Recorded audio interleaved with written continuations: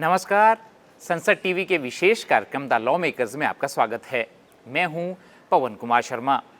भारत दुनिया का सबसे बड़ा लोकतंत्र है और हमारी संसद सबसे बड़ी पंचायत। देश की सबसे बड़ी पंचायत से लोगों को बड़ी आशाएं हैं, बड़ी आकांक्षाएं हैं।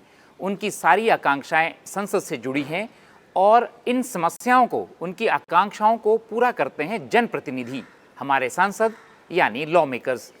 एक ऐसे ही वरिष्ठ लॉ मेकर हमारे साथ हैं, राज्यसभा सांसद डॉक्टर एल हनुमंथैया जी। हनुमंथैया जी, आपका संसद टीवी में बहुत बहुत स्वागत है sir. Thank you. Sir, you come from Karnataka. Yes. And you have long political career also. As far as my information is, it is since 1975, 78 even. So you are in political sphere. In this long journey, what was the purpose in your mind, sir? As far as when you came to politics, what was there? It was service or? No, basically, I'm a writer. I write poetry in Kannada. But I came to know after some years, your writing is your passion. But to help the people, everything will be decided by the politics. Only a political activity can help the people, can attend their problems, their agonies, and day-to-day problems, whatever people are facing, can be addressed only by the route of politics. So that has made me to come into politics. Otherwise, I would have been in writing. I am continue to write even now, but I believe the change is required in the life of a common man, in the life of a villager, in the life of the marginalized communities people, whereby people like me must be in politics and they should attend to the problems of the people. ये जो आपका political career है, लंबा political career है, लगभग 45 वर्षों में, इसमें लॉ मेकिंग प्रोसेस भी आता है। आप कर्नाटका के एमएलसी भी रहे हैं और ऑर्गेनाइजेशन के लेवल पे आपने बहुत सारी चीज़ें जो है आपने जो उसको पदभार आपने ग्रहण किया है, उस पर आप रहे हैं और अब आप देश के उच्च सदन में हैं। You are in the upper house of India, of the country. So law making process is the main thing which is expected from lawmakers. Correct. So you are also in different committees also. So how you are contributing in the law making process of the country? See, the basic work of a legislator, parliamentarian is law making.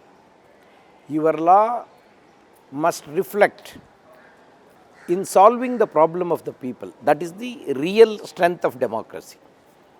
I was in the Committee of Transport and Culture. I was in the Committee Health and Family Welfare, still continue to be there. And I am in the Consultative Committee of Social Empowerment. These committees where I was working, I am very actively participated in almost all the, and inside the parliament also. I have participated in my party inside the parliament has given me a lot of opportunities to initiate the debate on the law making. So I have spoken about many number of bills, particularly the social issues I have taken up basically as the premier and very, very important issues. Once I have spoken about the NCTE bill, National Council for Teacher Education bill. There was a lot of lacunas across the country in training our own teachers.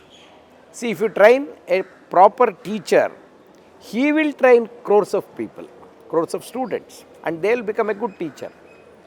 And if you don't train a teacher properly, then what will happen? We will not be training our own students to the expected level. This is the first point which I have told in my speech that has to be done, that has to be taken up, a proper attention has to be given in teachers training. The second important bill which I spoke about, my another interest is education. I spoke about the Ayurveda Center of Excellence bill Ayurveda University bill in Gujarat. It is not just Ayurveda bill in Gujarat alone, but it is the Ayurveda system of medicine across the country. And it is, India is very famous for Ayurveda medicine. Our people traditionally practiced Ayurveda and they used to get cured only through that when there was no allopathy medicine and other system of medicines in India.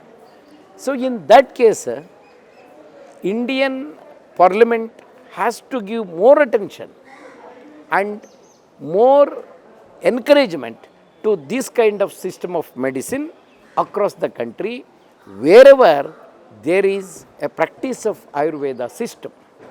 See, if you encourage a state where the system is not practiced well, and if you don't encourage a state which is very well practiced, Ayurveda system is there, that will not help you either in research or in improvement of the Ayurveda medicine or in practicing of it. See, many Ayurveda graduates across the country, those who have studied Ayurveda for more than 5 years, 6 years, are practicing allopathy medicine today. That is what I was worried actually. So I have demanded they should be allowed to practice Ayurveda system of medicine so that their excellency will be practiced for the people and the system of what they have studied will be fruitful and useful. This is what we have to do. That is what I have concentrated on the bill, and that was really taken by a lot of Ayurveda doctors outside the parliament. Sir, you have said very well, this Ayurveda system has to be encouraged in these lines, not on the lines which you are practicing now. And there is one more bill which I have taken up is the transgender bill. That is a very serious issue across the world. It is not only in India. But we have unfortunately a lot of transgender people who are fighting for their basic rights. Basic rights in the sense they have not been treated as human beings. They have not been treated either by their family or by the society. So where they shall go? How they will live on the earth? So that has become, their life has become miserable for those communities. Thanks to the parliament, we had a bill very recently, I think last year, which was discussed in detail about the rights and responsibilities of the transgender people. And what is the responsibility of a government? A responsible government has to react those kind of problems, whether it is transgender, whether it is Divyangan, that kind of problems has to be reflected in the parliamentary laws. Thereby, we are responding to the human values. Lawmaking is not just a law, this is the law you have to follow. That is not the issue. Every law must have the other face called human face. If the law doesn't have a human face, it will not be a law in the true spirit. That is my sincere belief. So I always believe in this kind of transgender laws and any laws for disabled persons.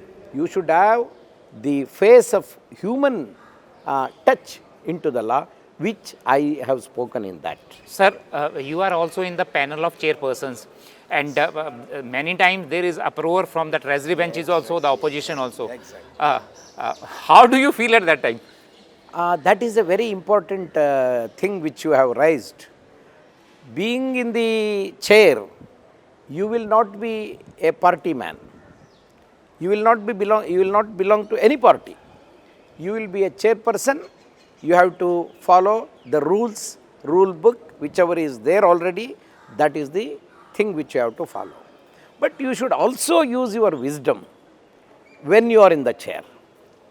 What I am telling right now, I have two examples to tell you. There was some discussion inside the house during the private members bill. The private member bill says the time limit is not there. You can speak any hour or any minutes, number of minutes. But in a particular case, it was not on the subject, it was intentional that a member wanted to speak, timelessly. He was just speaking and all other members were asking the chair to give the time, whatever he wanted to speak and whichever time. I took the shelter of the law that a private member bill has to be closed within 2 hours. When it has to be closed for 2 hours, I cannot allow only one member to speak for 2 hours. I have to allow others also. So, you should have a time limit. You should come to the arena of this time limit. Then you have to close. That was my request and I could convince them. In another case, it was a discussion on a particular political party by another political party member. This party, all the members stood up and said, no, this cannot be allowed, it should be expunged. It should not be allowed to speak like this. I was in the chair, it was an uproar, as you said. I belongs to one party, the accusation on that party only. When that was the case, I said, I am not belongs to any party here. Whatever is unlawful, whatever is unparliamentary, the chair will look into that and we will expunge it. Please now allow the member to speak and all others has to sit down and calmly. That was my request, it was acceded to. So, these are the two incidents which I always never forget.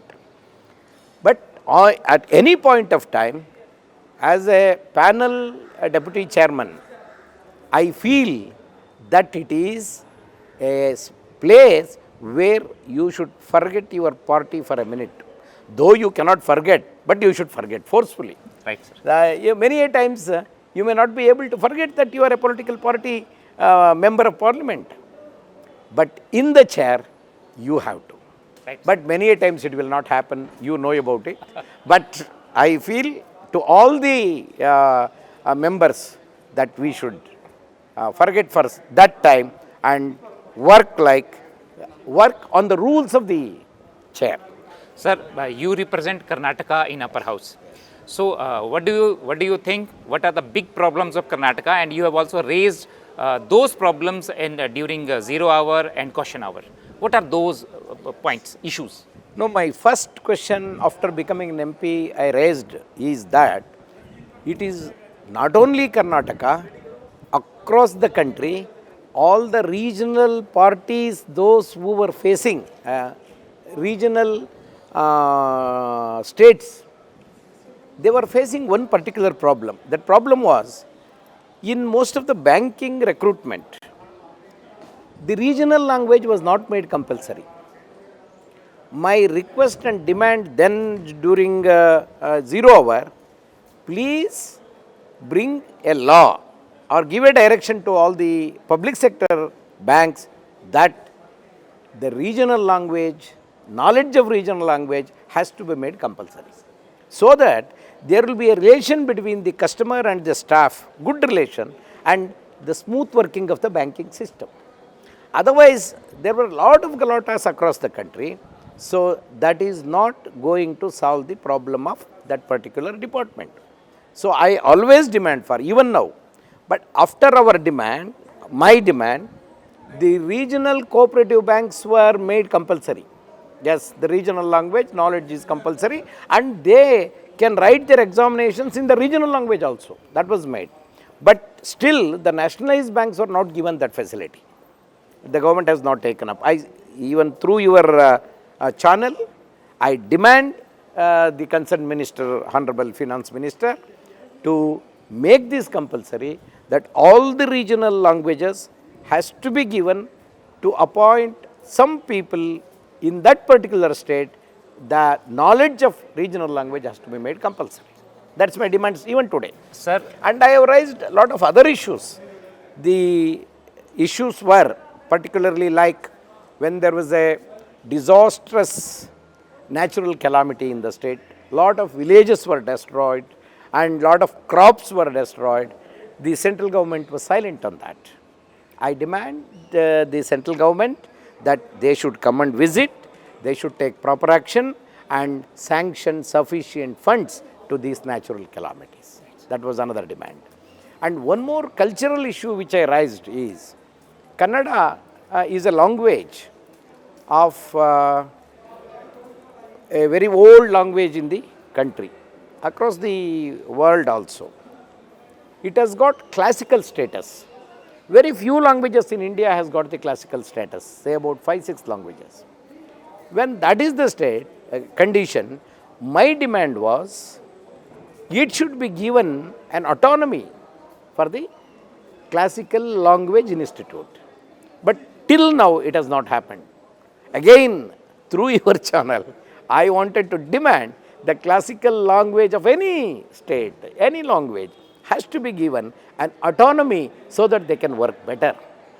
Otherwise, if you keep that language under the banner of the Central Government Institute, Center of Indian Languages and all that, or Bharatiya Bhasha Vishwavidyalaya now, that language classical status cannot work properly.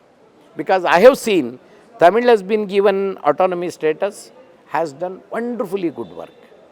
I must applaud them for their work, what they have done. I have visited that place, I have taken note of it, I have given a report to Karnataka language cell, but this has to be done to all there are only about 7 to 8 classical languages.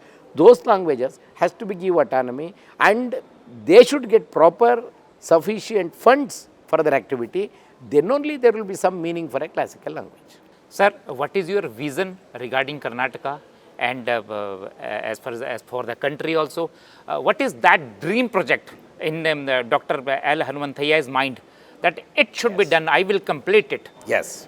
What is that, sir? Sir, my very serious concern is the in the national interest. All the states and all the districts are not equal. Some states are lot of resources, some states are less resources. Some districts are barren districts, some districts are flooded with water. So this has to be balanced somewhere. So development in any country has to be a balanced development. The development should be either South India or North India or East India or West India. You should have inclusion of all the sections of the society in your development. Otherwise, it will not be called as development.